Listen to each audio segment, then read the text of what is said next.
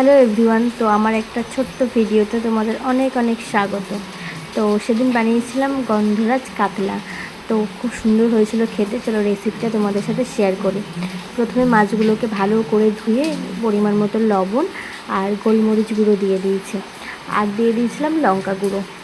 তারপর গন্ধরাজ লেবুর পেছনের দিকটা, মানে পেছনের যে খোসাটা, সেটা একটু কুড়ুনি দিয়ে ঘষে অল্প করে দিয়ে দিয়েছিলাম, আর লেবুর রসটা দিয়ে দিয়েছিলাম ম্যারিনেটের জন্য। তো এটাকে ভালো করে মাখিয়ে আধা ঘন্টার জন্য রেখে দেব। তো তারপর কড়াইতে দিয়ে দিলাম সর্ষের তেল। তেলটা গরম হয়ে গেলে তারপর একে একে মাছগুলো দিয়ে ভালো করে ফ্রাই করে নেব।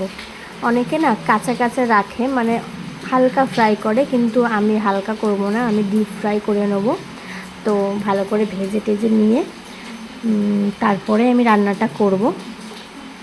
তো এই যে এক পাশ হয়ে গেছে, তো উল্টিয়ে দিচ্ছি আমি মাছগুলো। তো এই যে এই দিকটা হয়ে গেছে, এবার ওই দিকটা হবে। ব্যাস, এবার একটা মশলা করে নেব, পেঁয়াজ আর কাঁচা লঙ্কা। তো এটা মশলা করে নিলাম। তো মাছগুলো ভাজা কমপ্লিট হয়ে গেছে, তো মাছগুলো তুলে রাখবো। তুলে রাখার পর ওই একই তেলের মধ্যে মশলাটাকে দিয়ে দেব।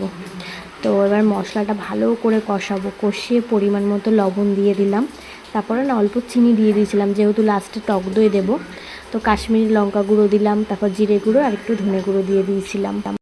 তারপর ভালো করে কষাবো তেল ছাড়া পর্যন্ত। তো এই যে আমি ভালো করে কষাচ্ছি, মানে যতটা মশলা ভালো করে কষাবে রান্নাটা তো ততটাই ভালো হবে, তোমরা তো সবাই জানো। তো আরেকটা মশলা এদিকে করে নিচ্ছি।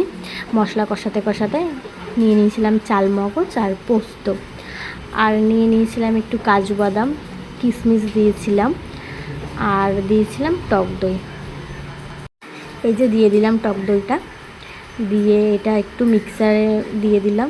তারপরে অল্প মিক্সার করে তারপর একটা টমেটো দিয়ে দিলাম, দিয়ে ভালো করে মিক্সারটা মশলাটা করে নিলাম। তো এই দেখো এদিকে মশলা কষানো হয়ে গেছে, আর তারপরে এই মশলাটা দিয়ে দিলাম। তারপর ভালো করে মশলা আরও ভালো করে কষাবো।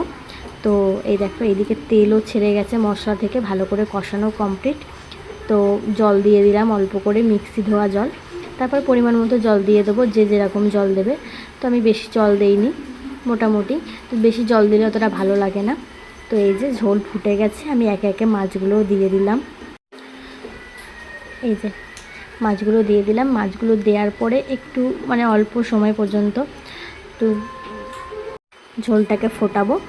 তো তারপরে না, যেহেতু গন্ধরাজ কাতলা, তাই জন্যে একটু লেবুর রস লাস্টে তো দিতেই লাগবে। তো লেবুর রস দিয়ে দিলাম। এই যে রেডি হয়ে গেল। এবার উপর দিয়ে একটু ধনেপাতা কুচি ছড়িয়ে দিলাম। তো খুবই ভালো খেতে হয়েছিল। তো তোমরা একবার ট্রাই করে দেখো এরকমভাবে, অবশ্যই ভালো লাগবে।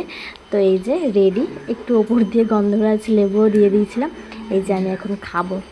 তো আমার না খেতে খুব সুন্দর লেগেছিল।